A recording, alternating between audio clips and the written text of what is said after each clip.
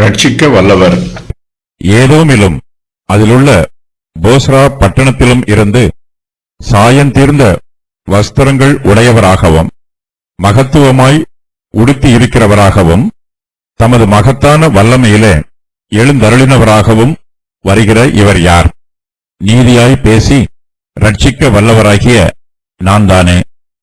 உம்முடைய உடுப்பு சிவப்பாகவும் உம்முடைய வஸ்திரங்கள் ஆலையை மிதிக்கிறவன் வஸ்திரங்கள் போலவும் இருக்கிறதென்ன? நான் ஒருவனாய் ஆலையை மிதித்தேன், ஜனங்களில் ஒருவனும் என்னோடு இருந்ததில்லை. நான் என் கோபத்திலே அவர்களை மிதித்து என் உக்கிரத்திலே அவர்களை நசுக்கி போட்டேன்.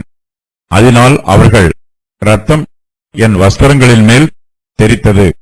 என் உடுப்பை எல்லாம் கரைப்படுத்திக் கொண்டேன். நீதியை சரிக்கட்டும் நாள் என் மனதில் இருந்தது. என்னுடையவர்களை மீட்கும் வருஷம் வந்தது. நான் பார்த்தேன், துணை செய்வார் ஒருவரும் இல்லை, தாங்குவார் ஒருவரும் இல்லை என்று ஆச்சரியப்பட்டேன். அப்பொழுது என் புயமே எனக்கு இரட்சிப்பாகி என் உக்கிரமே என்னை தாங்கிற்று. நான் என் கோபத்திலே ஜனங்களை மிதித்து என் உக்கிரத்திலே அவர்களை வெறியாக்கி அவர்கள் சாரத்தை தரையிலே இறங்க பண்ணினேன். இஸ்ரவேல் ஜனத்தாரின் சத்துருக்களுக்கு விரோதமாய் கர்த்தர் கிரியை நடப்பிக்கிறார். கர்த்தருடைய கிருபையினாலும் தெய்வீக பராமரிப்பினாலும் சத்துருக்கள் மீது மகிமையான வெற்றி உண்டாகிறது. ஏதோமியர்கள் எருசலேமை அழித்து போட்டதற்காக சந்தோஷப்பட்டார்கள். இஸ்ரவேல் ஜனத்தாரை ஜெயித்துவிட்டோம் என்று ஆணவமாய் இருந்தார்கள். அவர்களைப் போலவே கல்தையரும் எருசலேமை அழித்து வெற்றி கொண்டாடினார்கள். கர்த்தாவே எருசலேமின் நாளில் ஏதோமின் புத்திரரை நினையும். அவர்கள் இதை இடித்து போடுங்கள், அஸ்திபாரம் மட்டும் இடித்து போடுங்கள் என்று சொன்னார்களே. சங்கீதம் 137:7. கர்த்தருடைய ஜனங்களோடு உடன்படிக்கை செய்தவர்கள் தங்கள் உடன்படிக்கையை மீறி கர்த்தருடைய பிள்ளைகளை அவருடைய எல்லை மட்டும் துரத்தி விட்டார்கள். இஸ்ரவேல் ஜனத்தாரோடு சமாதானமாய் இருந்த மனுஷர் அவர்களை மோசம் போக்கி மேற்கொண்டார்கள். கர்த்தர் தம்முடைய பிள்ளைகளுக்கு விரோதமாய் தீங்கு செய்த ஏதோமில் உள்ள ஞானிகளையும் ஏசாவின் பர்வதத்தில் உள்ள புத்திமான்களையும் அழிக்கப் போவதாக சொல்லுகிறார். உன் சகோதரன் அந்நியர் வசமான நாளாகிய அவனுடைய நாளை நீ பிரியத்தோட பாராமலும் யூதா புத்திரருடைய அழிவின் நாளிலே அவர்கள் நிமித்தம் சந்தோஷப்படாமலும் அவர்கள் நெருக்கப்படுகிற நாளிலே நீ பெருமையாய் பேசாமலும் இருக்க வேண்டியதாய் இருந்தது. என் ஜனத்தின் ஆபத்து நாளிலே நீ அவர்கள் வாசலுக்குள் பிரவேசியாமலும் அவர்கள் ஆபத்து நாளிலே அவர்கள் அனுபவிக்கிற தீங்கை நீ பிரியத்தோட பாராமலும் அவர்கள் ஆபத்து நாளிலே அவர்கள் ஆஸ்தியில் கை போடாமலும் அவர்களில் தப்பினவர்களை சங்கரிக்கும்படி வழிச்சந்ததிகளில் நிற்காமலும் இக்கட்டு நாளில் அவர்களில் மீதியானவர்களை காட்டிக் கொடாமலும் இருக்க வேண்டியதாய் இருந்தது. ஒபதியா 12:13-14. பாபிலோன் தேசத்தார் இஸ்ரவேல் ஜனத்திற்கு விரோதமாய் யுத்தம் பண்ண வந்து எருசலேம் நகரத்தை அழித்து போட்டார்கள். யூதாவின் பட்டணங்களை எல்லாம் இடித்து போட்டார்கள். யூதர்களை தங்கள் தேசத்து சிறையிருப்புக்கு இழுத்துக் கொண்டு போய்விட்டார்கள். பாபிலோன் தேசத்தார் இஸ்ரவேல் ஜனத்திற்கு செய்த தீங்குகளை பற்றி சொல்லும் போது கர்த்தர் ஏதோமியரை நினைவு கூறுகிறார். அவர்களும் கர்த்தருடைய பிள்ளைகளுக்கு விரோதமாக தீங்கு செய்தவர்கள். சேனைகளின் கர்த்தர் ஏதோமியரோடு யுத்தம் பண்ணி அவர்களை மேற்கொள்கிறார். ஏதோமியர் மீது மாத்திரமல்ல, தம்முடைய ஜனத்திற்கு விரோதமாய் எழும்பி வந்த எல்லா சத்துருக்கள் மேலும் கர்த்தர் யுத்தம் பண்ணி அவர்களை ஜெயிக்கிறார். கர்த்தர் சத்துருக்களின் தேசங்களை எல்லாம் ஜெயித்ததற்கு ஏதோமை ஜெயித்த சம்பவம் இங்கு ஒரு எடுத்துக்காட்டாக சொல்லப்பட்டிருக்கிறது. பழைய ஏற்பாட்டு காலத்தில் கர்த்தர் தம்முடைய ஜனத்திற்கு விரோதமாய் எழும்பின சத்துருக்களோடு யுத்தம் பண்ணினது போல புதிய ஏற்பாட்டு காலத்தில் நம்முடைய கர்த்தராகிய இயேசு கிறிஸ்து தம்முடைய பிள்ளைகளுக்கு விரோதமாய் தீங்கு செய்கிற ஆவிக்குரிய சத்துருக்களோடு யுத்தம் பண்ணுகிறார். இயேசு கிறிஸ்துவில் தேவனுடைய கிருபை வெளிப்படுகிறது.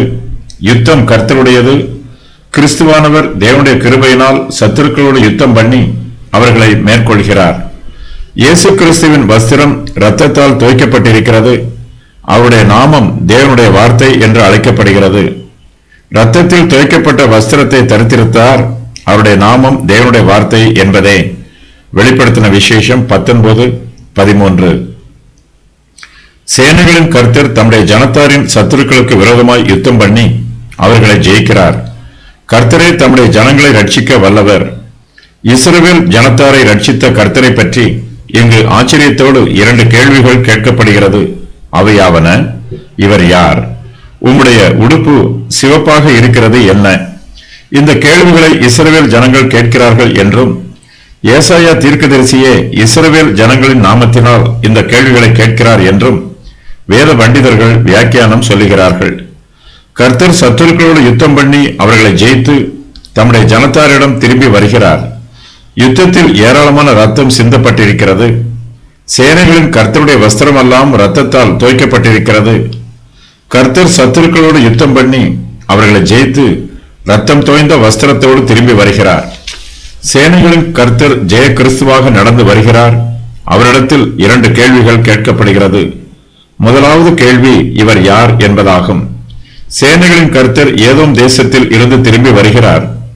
யுத்த களத்தில் வீரமாய் போரிட்டு தன்னுடைய வஸ்திரங்கள் எல்லாம் இரத்தக்கரை படிந்து சத்ருவை ஜெயித்து வெற்றி களிப்போடு யுத்த களத்தில் இருந்து திரும்பி வருகிற போர் வீரரை போல சேனைகளின் கர்த்தரும் வருகிறார்.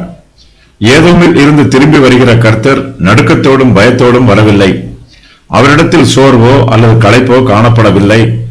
அவர் தமது மகத்தான வல்லமையிலே எழுந்தருளினவராக வருகிறார். சேனைகளின் கர்த்தர் விருந்து வஸ்திரம் தரித்திருக்கவில்லை, கல்யாண வஸ்திரம் தரித்திருக்கவில்லை. அவர் சத்துருக்களோடு யுத்தம் பண்ணி அவர்களை ஜெயித்து சிவப்பு வஸ்திரம் தரித்து வருகிறார். ஏதோமிலும் அதிலுள்ள போசரா பட்டணத்திலும் யுத்தம் நடைபெற்றது. கர்த்தருக்கும் அவருடைய சத்துருக்களுக்கும் அங்கு யுத்தம் நடைபெற்றது. இந்த யுத்தத்தில் சேனைகளின் கர்த்தர் சத்துருக்களை அதம் பண்ணி அவர்களை ஜெயிக்கிறார். கர்த்தருடைய வஸ்திரங்கள் சாயம் தீர்ந்த வஸ்திரங்களாய் இருக்கிறது. அது சிவப்பு நிறத்தில் இருக்கிறது. கர்த்தருடைய வஸ்திரம் இரத்தத்தில் தோய்க்கப்பட்டிருந்தாலும் அவர் மகத்துவமாய் உடுத்தியிருக்கிறவராகவே இருக்கிறார். இஸ்ரவேல் ஜனங்கள் கர்த்தருடைய வருகையை பார்த்து இவர் யார் என்று கேள்வி கேட்கிறார்கள். நீர் எங்களுக்கு சிநேகிதரா அல்லது நீர் எங்களுக்கு சத்துருவா என்று பொருள்படும் வண்ணமாக இவர் யார் என்று கேள்வி கேட்கிறார்கள். கர்த்தர் தங்கள் பட்சத்தில் இருக்கிறாரா அல்லது அவர் தங்களை தண்டிப்பதற்காக தங்களுக்கு விரோதமாக வந்திருக்கிறாரா என்பதை அறிந்து கொள்ளும் வண்ணமாய் இவர் யார் என்று கேள்வி கேட்கிறார்கள். கர்த்தருடைய உடுப்பு சிவப்பாகவும் அவருடைய வஸ்திரங்கள் ஆலையை மிதிக்கிறவன் வஸ்திரங்கள் போலவும் இருக்கிறது. அவருடைய வஸ்திரங்கள் ஏன் இப்படி இருக்கிறது என்று தெரிந்து கொள்ள இஸ்ரவேல் ஜனத்தார் விரும்புகிறார்கள். உம்முடைய உடுப்பு சிவப்பாகவும் உம்முடைய வஸ்திரங்கள் ஆலையை மிதிக்கிறவன் வஸ்திரங்கள் போலவும் இருக்கிறது என்ன என்று இஸ்ரவேல் ஜனத்தார் கர்த்தரிடத்தில் கேட்கிறார்கள். கர்த்தருடைய வஸ்திரங்கள் எல்லாம் இரத்தத்தினால் தோய்க்கப்பட்டிருக்கிறது. அவருடைய வஸ்திரத்தில் ஏன் இரத்தக்கரை பட்டிருக்கிறது? அவர் என்ன வேலை செய்தார்? அவர் எப்படிப்பட்ட ஆபத்தில் இருந்தார் என்பதையெல்லாம் தெரிந்து கொள்ள வேண்டும் என்று இஸ்ரவேல் ஜனத்தார் விரும்புகிறார்கள். தம்மிடத்தில் கேட்கப்படும் கேள்விகளுக்கு கர்த்தர் தெளிவான பதிலை சொல்லுகிறார். நான் என் கோபத்திலே ஜனங்களை மிதித்து என் உக்கிரத்திலே அவர்களை வெறியாக்கி அவர்கள் சாரத்தை தரையிலே இறங்க பண்ணினேன் என்று கர்த்தர் சொல்லுகிறார். இதன் நிமித்தமாய் கர்த்தருடைய உடுப்பு சிவப்பாக இருக்கிறது. அவருடைய வஸ்திரங்கள் ஆலையை மிதிக்கிறவன் வஸ்திரங்கள் போல இருக்கிறது. கர்த்தரோ மகத்துவமாய் உடுத்தியிருக்கிறவராகவும் தமது மகத்தான வல்லமையிலே எழுந்தருளினவராகவும் வருகிறார். ஆனால் இஸ்ரவேல் ஜனத்தாருடைய பார்வைக்கு கர்த்தர் ஆலையை மிதிக்கிறவரை போல தெரிகிறார். அவருடைய வஸ்திரங்கள் ஆலையை மிதிக்கிறவருடைய வஸ்திரங்கள் போல இஸ்ரவேல் ஜனத்தாருக்கு தெரிகிறது. அவர் ஏதோமியர யுத்தத்திலே ஜெயித்து வெற்றியோடு திரும்பி வருகிறார். ஆனால் இஸ்ரவேல் ஜனத்தாருடைய பார்வைக்கோ அவர் ஆலையை மிதித்துவிட்டு வருவது போல தெரிகிறது. தம்முடைய பிள்ளைகளின் கேள்விக்கு கர்த்தரை பதில் சொல்லுகிறார். இஸ்ரவேல் ஜனங்கள் கர்த்தரை பார்த்து இவர் யார் என்று கேட்கிறார்கள். அதற்கு கர்த்தர் நீதியாய் பேசி ரட்சிக்க வல்லவராகிய நான் தானே என்று பதில் சொல்லுகிறார். கர்த்தரே ரட்சகர், அவர் நீதியை பேசுகிறவர். கர்த்தர் பேசுகிற ஒவ்வொரு வார்த்தையும் அவருடைய பிள்ளைகளுக்கு நன்மையாய் இருக்கும். இஸ்ரவேலின் பரிசுத்தர் தம்முடைய ஜனத்தை ரட்சிக்க வல்லவர். தேவனாகிய கர்த்தர் தம்முடைய ஜனத்திற்கு தாம் பண்ணின வாக்குத்தத்தங்களை நிறைவேற்றவும் வல்லவர். கர்த்தர் இஸ்ரவேல் ஜனத்தாருக்கு மீட்பை வாக்கு பண்ணினார். அவர் அவர்களை மீட்பதற்கு வல்லவராய் இருக்கிறார். சேனைகளின் கர்த்தர் தம்மை பற்றி சொல்லுகிறார். தம்முடைய உடுப்போ சிவப்பாகவும் தம்முடைய வஸ்திரங்கள் ஆலையை மிதிக்கிறவன் வஸ்திரம் போலவும் இருப்பதற்கான காரணத்தை சொல்லுகிறார். நான் ஒருவனாய் ஆலையை மிதித்தேன் என்று கர்த்தர் தம்முடைய ஜனத்தாரிடம் தம்மை பற்றி சொல்லுகிறார். கர்த்தர் சத்துருக்கள் மீது யுத்தம் பண்ணினார். அவர் ஒருவராகவே அவர்கள் மீது யுத்தம் பண்ணினார். கர்த்தர் தம்முடைய சொந்த பலத்தினால் சத்துருக்களை ஜெயித்தார். கர்த்தருடைய ஜனங்களோ பலவீனராயும் உதவி அற்றவர்களாயும் திக்கற்றவர்களாயும் இருக்கிறார்கள். அவர்களுடைய இருதயம் சோர்ந்து போய் இருக்கிறது. கர்த்தர் தங்களுக்காக பண்ணுகிற யுத்தத்தில் தாங்களும் கர்த்தரோடு சேர்ந்து அவருக்கு துணை செய்ய வேண்டும் என்னும் எண்ணம் இஸ்ரவேல் ஜனத்தாரிடத்தில் காணப்படவில்லை. நான் பார்த்தேன், துணை செய்வார் ஒருவரும் இல்லை, தாங்குவார் ஒருவரும் இல்லை என்று ஆச்சரியப்பட்டேன். அப்பொழுது என் புயமே எனக்கு ரட்சிப்பாகி என் உக்கிரமே என்னை தாங்கிற்று என்று கர்த்தர் சொல்லுகிறார். நமக்கு ஒருவரும் உதவி செய்யவில்லை என்றாலும் கர்த்தர் நமக்கு உதவி செய்வார். அவரால் உதவி செய்ய முடியும். கர்த்தர் தமக்கு ஏற்ற வேளையிலே நமக்கு உதவி செய்வார். கர்த்தர் ஒருவராகவே தம்முடைய சத்துருக்கள் மீது யுத்தம் பண்ணி அவர்களை ஜெயிப்பார். கர்த்தருடைய புயம் வல்லமை உள்ளது. அவருடைய சொந்த பலமே அவரை தாங்கும். கிறிஸ்துவானவர் மனுஷருடைய பாவங்களை மன்னித்து அவருடைய ஆத்துமாக்களை மீட்பதற்காக தம்மையே ஜீவ பலியாக ஒப்புக் கொடுத்தார். மனுக்குலத்தை மீட்பதற்காக தம்முடைய சொந்த இரத்தத்தையே மீட்பின் கரையமாக செலுத்தினார். கிறிஸ்துவானவர் தனியாகவே சிலுவையின் பாடுகளையும் அதன் வேதனைகளையும் அனுபவித்தார். நம்முடைய ஆவிக்குரிய சத்துருக்களுக்கு விரோதமாய் கர்த்தராகிய இயேசு கிறிஸ்து ஒருவராகவே யுத்தம் பண்ணி அவர்களை ஜெயித்தார். கர்த்தர் ஒருவரே, ஆனாலும் சத்துருக்கள் அநேகராய் இருக்கிறார்கள். கர்த்தர் ஒருவராகவே யுத்தம் பண்ணினாலும் ஜெயம் கர்த்தருடையதாகவே இருக்கிறது. நான் ஒருவனாய் ஆலையை மிதித்தேன் என்று கர்த்தர் சொல்லுகிறார். பழைய ஏற்பாட்டு காலத்தில் சேனைகளின் கர்த்தர் ஒருவராகவே சத்துருக்களோடு யுத்தம் பண்ணினார். அதுபோலவே புதிய ஏற்பாட்டு காலத்தில் நம்முடைய கர்த்தராகிய இயேசு கிறிஸ்து ஒருவராகவே சாத்தானோடும் அவனுடைய பிசாசுகளோடும் அவனுடைய அந்தகார வல்லமைகளோடும் யுத்தம் பண்ணி சத்துருக்களை ஜெயித்தார்.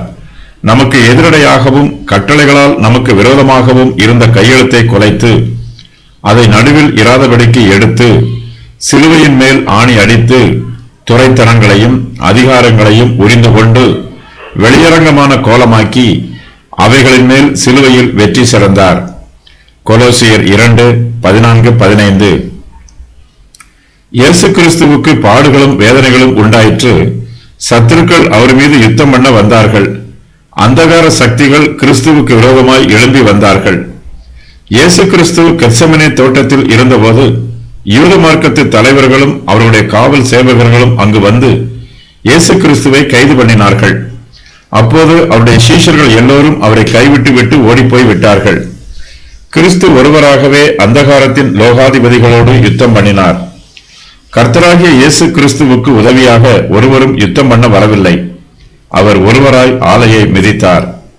பாபிலோன் தேசத்தார் யூதர்களை ஒடுக்குகிறார்கள். யூதர்கள் ஒடுக்கப்பட்டிருக்கிறார்கள்.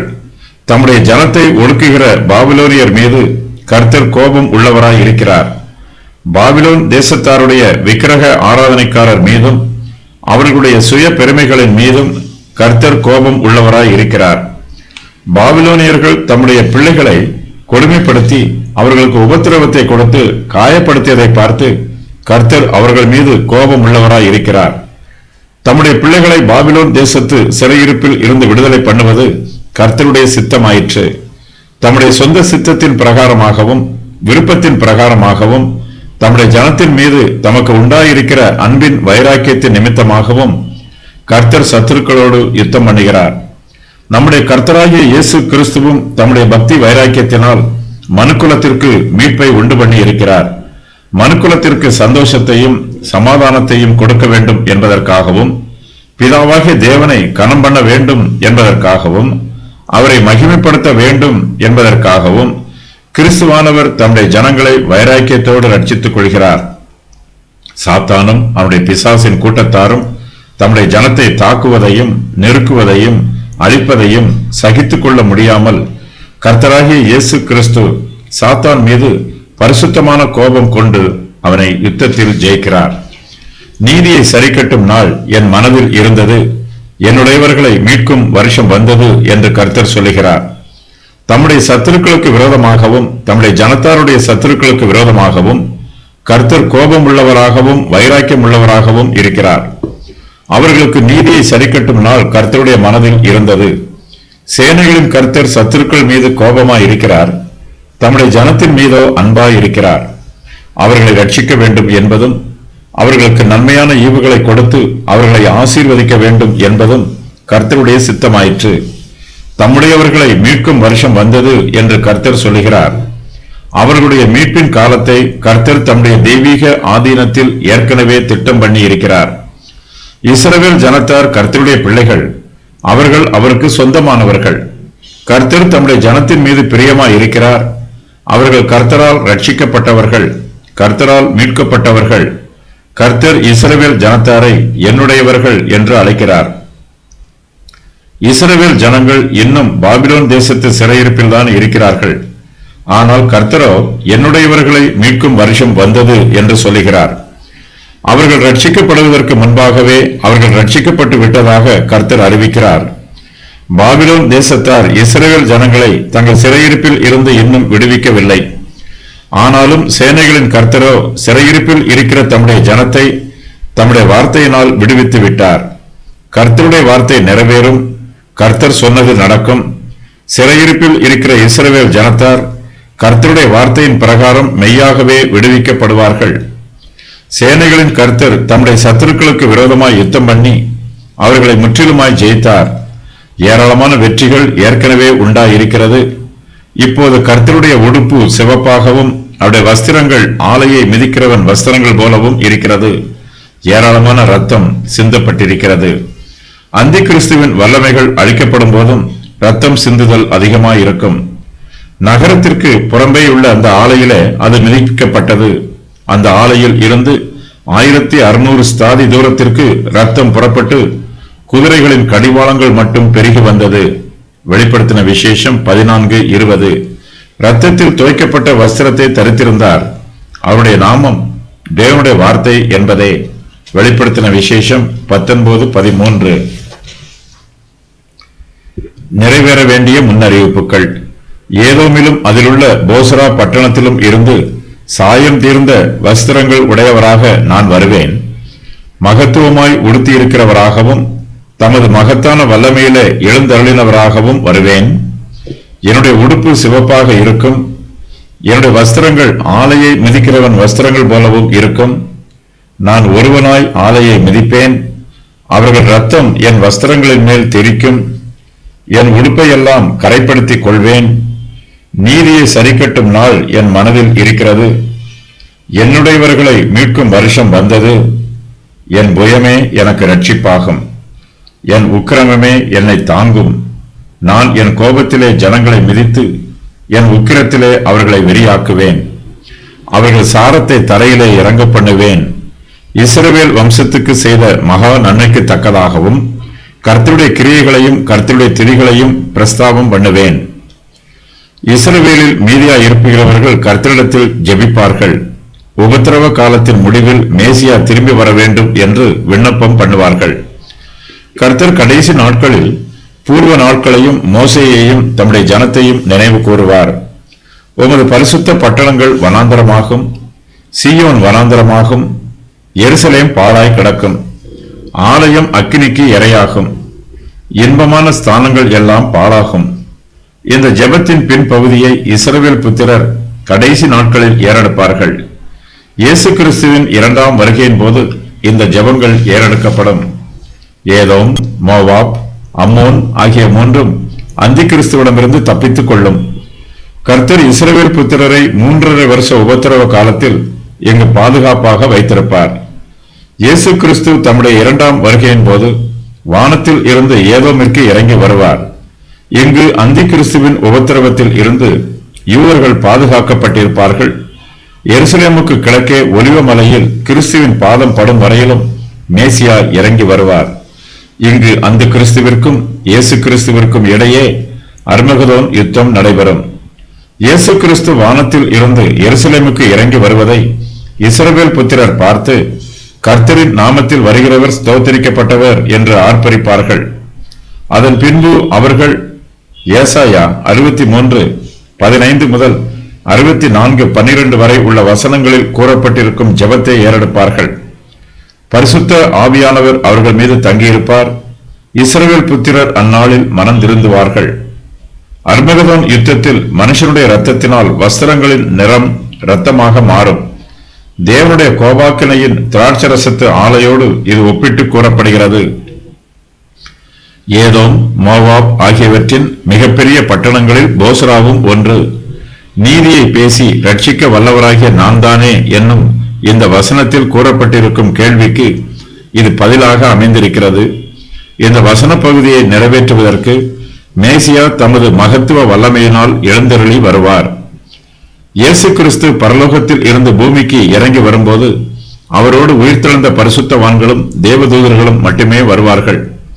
இவர்களை தவிர பூமியில் உள்ள ஜனங்களில் யாரும் அவரோடு கூட இருக்க மாட்டார்கள். யூதாவுக்கு இயேசு கிறிஸ்துவை தவிர வேறு யாராலும் ரட்சிப்பை தர முடியாது.